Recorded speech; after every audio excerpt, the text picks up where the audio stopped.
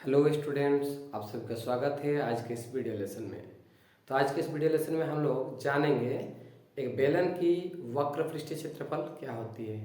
The curve surface area of a cylinder, इसको हम लोग जानेंगे।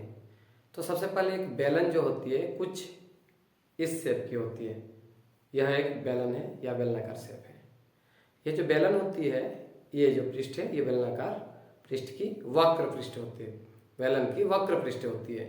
तो ये जो शेप बनती है, ये जो पृष्ठ बनी है, यह एक आयताकार भाग से बनी है। जब एक आयताकार शीट को हम लोग मोड़ेंगे, बेंड करेंगे, तो वह एक बेलन में बदल जाएगी।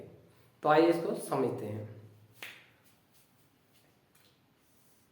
यह एक आयताकार शीट है, चादर है।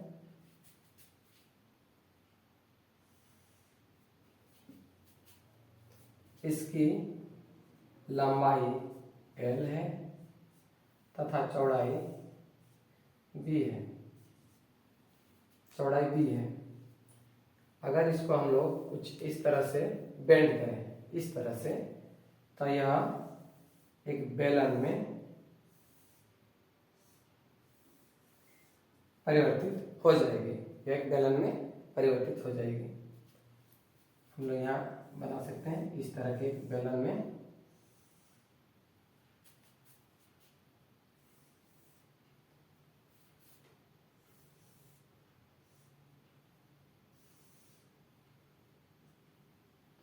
बदल जाएगी। चाहे आप इसको देख सकते हैं, इसको देख सकते हैं। यहाँ पर यह जो B है, ये इस बेलन की ऊंचाई में बदल जाएगी। यह वाला भाग है। आकृति में थोड़ा सा हम इधर उधर कर दिए हैं, ठीक है। और यह जो लंबाई है इसकी, इस बेलन की नीचे के वृत्तीय भाग की परिधि बन रही है, या ऊपर के वृत्तीय भाग की ये वाला लंबाई इसकी परिधि बन रही है। अगर इसकी त्रिज्या r हो तो हम कह सकते हैं इसकी परिधि होगी 2πr, ठीक है। तो इसका मतलब हम लोग कह सकते हैं कि बेलन का वक्र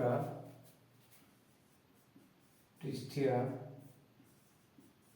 क्षेत्रफल, इस बेलन की ये वक्र पृष्ठीय क्षेत्रफल इस तरफ और पीछे तरफ से जो क्षेत्र है उसका क्षेत्रफल इज इक्वल टू इस आयत का क्षेत्रफल।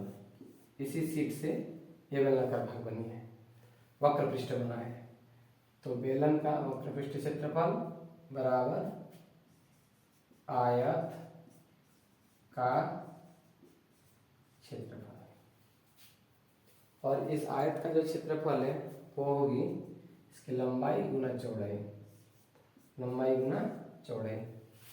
और जैसे कि हम लोग देख सकते हैं, जो आयत की लंबाई है वो इस बेलन की परिधि बनी हुई है। तो हम लोग लिख सकते हैं 2πr, लंबाई के स्थान पर लिखेंगे 2πr। और इसकी जो ऊंचाई है, आयत की जो ऊंचाई है वो बन गई है, इस आयत की जो चौड़ाई है वो बन गई है इस बेलन की ऊंचाई। तो हम इसको लिख सकते हैं h, b के स्थान पर लिखेंगे h। तो बेलन का वक्र पृष्ठीय क्षेत्रफल हो जाएगी 2πr इंटू h, यानी कि 2πrh। तो आप लोगों ने देखा हम लोगों ने कैसे बेलन का वक्र पृष्ठीय क्षेत्रफल प्राप्त करने की सूत्र प्राप्त किए हैं। और यही इसका सूत्र हो गया। यहाँ पर r इस बेलन की नीचे की या ऊपर की, दोनों की, ये दोनों सेम होती है कि त्रिज्या है। और इस त्रिज्या के माध्यम से हम नीचे की वृत्तीय भाग की परिधि ज्ञात कर सकते हैं। और उसके साथ जब ऊंचाई को मल्टीप्लाई कर देते हैं तो वह हमारी इस बेलन की, किसी भी बेलन की वक्र पृष्ठीय क्षेत्रफल दे देगी। किसी भी बेलन की r प्राप्त हो और उसकी h, r मतलब त्रिज्या, h मतलब ऊंचाई प्राप्त हो, तब उसकी आप वक्र पृष्ठीय क्षेत्रफल प्राप्त कर सकते हैं। और वो होती है 2πr into h। I hope आप लोगों को यह समझ में आया होगा कि बेलन की वक्र पृष्ठ क्षेत्रफल क्या होता है। वक्र यानी कि ये भाग और इसकी क्षेत्र, उसकी हिसाब कितनी होती है हम लोग प्राप्त करते हैं, और हमें वो प्राप्त हो चुके हैं जो है 2πr/h।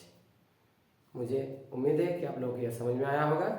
तो मिलते हैं अगले वीडियो लेसन में, तब तक के लिए बाय बाय।